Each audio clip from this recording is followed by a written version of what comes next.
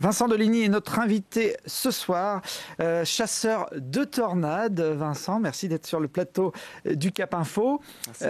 Une passion un petit peu particulière quand même, hein. Ça court pas les rues des chasseurs de tornades. Non, ceci dit, on est quand même une cinquantaine en France à faire des chasses sur le territoire français. Il faut savoir, le mot chasse c'est un peu barbare. Si vous voulez, c'est juste prendre sa voiture seul ou à plusieurs et essayer de rencontrer un orage, puisqu'en France les orages ne sont pas non plus légion et si on veut en voir plusieurs dans l'année, il faut forcément se déplacer. Alors vous vivez à Grenoble, vous connaissez bien l'eau puisque vous êtes maître nageur à Mélan. On peut rappeler quand même ce que c'est qu'une tornade. Il ne faut pas confondre la tornade avec la tempête qu'on connaît plus facilement dans nos régions. Alors oui, effectivement, les gens confondent souvent le mot tornade avec le mot ouragan ou le mot tempête. Ce sont deux phénomènes qui ne sont pas du tout égaux au niveau de l'échelle, si vous voulez. L'ouragan ou la tempête, c'est sur un territoire comme la France, alors que la tornade en soi, c'est sur une centaine de mètres ou plusieurs centaines de mètres. C'est très localisé, c'est très visuel puisque c'est un tube nuageux. Vous ne pouvez pas vous tromper. C'est quelque chose qu'on rencontre une cinquantaine de fois dans l'année en France. Donc c'est quelque chose de très rare. Alors quand je dis on rencontre, non, mais qui se produit une cinquantaine de fois. Il faut être là au bon moment ou au mauvais moment, ça dépend. Si on en trouve une, même en tant que chasseur d'orage, on est vraiment très content. C'est vraiment très dur. Phénomène violent et surtout très puissant. On le voit là sur ces images d'une tornade américaine. Ça peut casser des maisons comme un fétu de paille. Ah oui, alors les tornades, c'est un phénomène très localisé, mais par contre très puissant.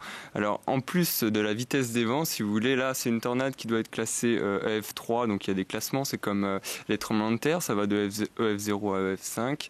Là, si vous voulez, une tornade de EF3, ça va autour de 200-250 km/h. En soi, ça pourrait être supportable, entre guillemets, pour une maison, mais en plus du vent, si vous voulez, vous avez l'aspiration comme dans un aspirateur, et là ça broie vraiment tout.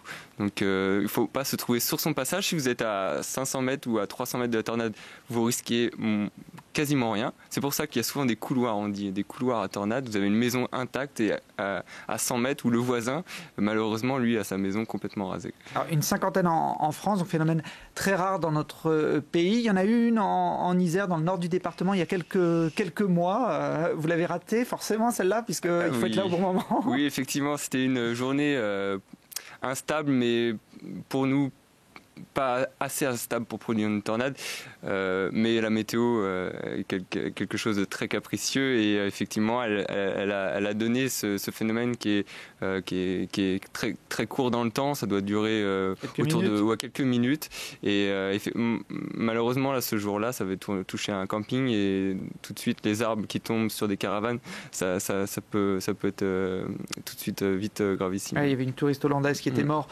des suites de cette tornade, phénomène dangereux. Comment on chasse justement les tornades? Comment on fait pour être là au bon moment et pouvoir les capter avec votre objectif? Alors en France, on va plutôt chasser l'orage en soi, parce que la tornade, il faut plutôt partir aux États-Unis. Donc nous, on organise plusieurs voyages aux États-Unis pour chasser ce phénomène-là. En soi, l'approche de l'orage en lui-même, qui va produire la tornade au final pour les orages les plus violents, c'est, si vous voulez, une préparation la veille avec des modèles que l'on trouve sur Internet qui nous permettent d'avoir des cartes de température, de vent, tout ça, pour faire notre propre prévision et définir une target, donc un endroit clé où on pense que l'orage va se produire, où on pense que l'orage va être le plus violent. Il faut vraiment être là au bon moment et dans la zone d'intensité maximum pour avoir le phénomène en lui-même.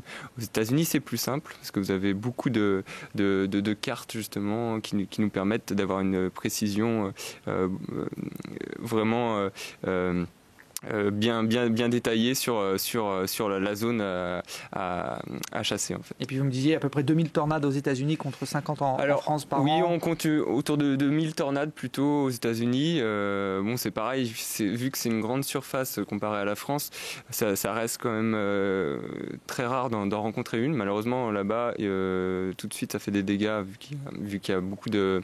Il y a quelques villes sur leur passage des fois. Donc toutes les villes là-bas sont équipées de sirènes et dès qu'une tornade s'approche, il y a une sirène qui retentit dans la ville. Alors vous en avez rencontré des tornades aux États-Unis, vous avez même ramené des images, ça donne des séquences plutôt choc, regardez. Oh, les grêlons qui tombent. Ouais, c'est des grêlons. Oh putain, ça va péter le pare-brise ça. Pour l'instant, ça n'est pas pris un seul.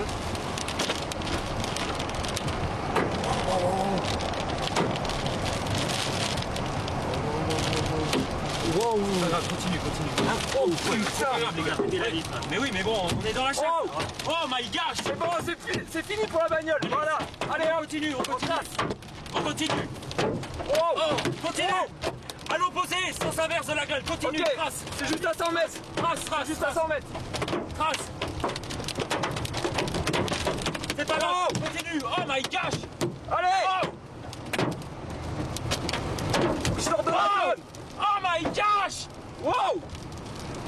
Il n'y a plus de bagnole, c'est bon. Elle est foutue la caisse. Non mais on continue. Allez. Là il y a une tornade, c'est une super cellule tornadique. On continue là.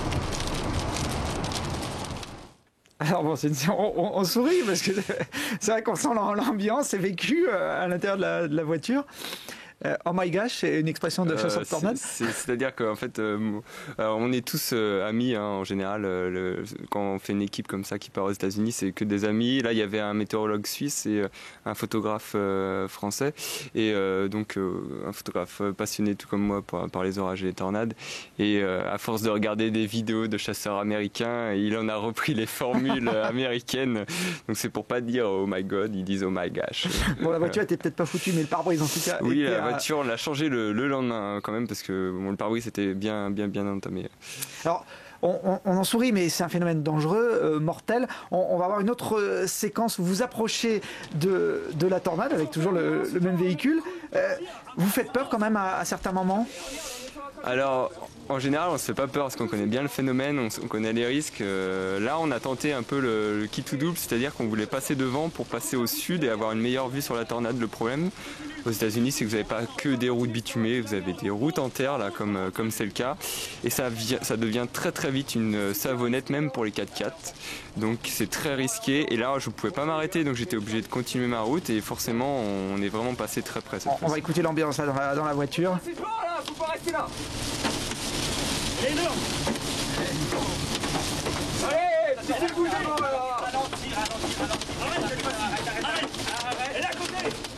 Je peux pas m'arrêter. Je peux pas m'arrêter. Faut trace les gars. Faut trace.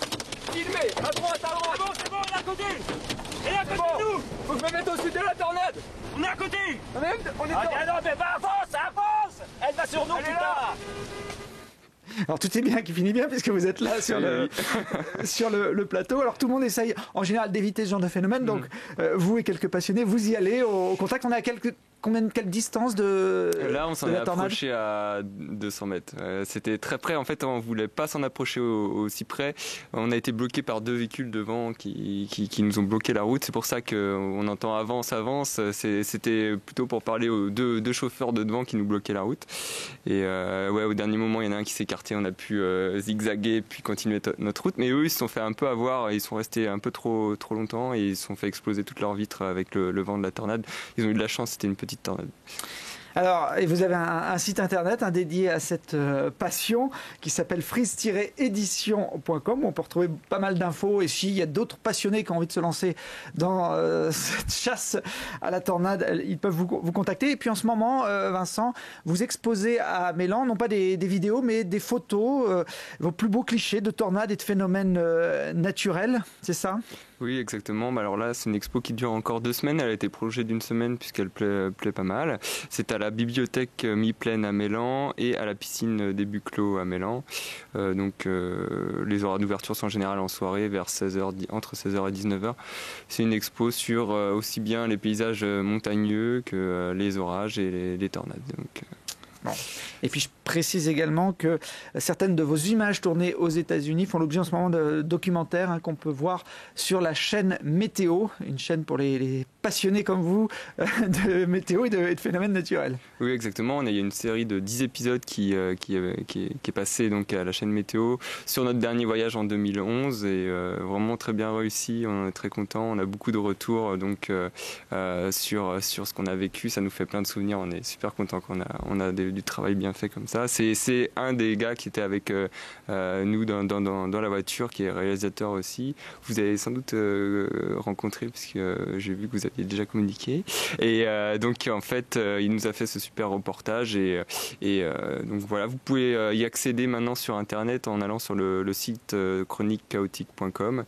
Et donc voilà, c'est des épisodes de 10 minutes, il y en a 10. Très bien, merci Vincent d'être venu parler de la chasse à la tornade sur notre plateau. Merci Thibaut.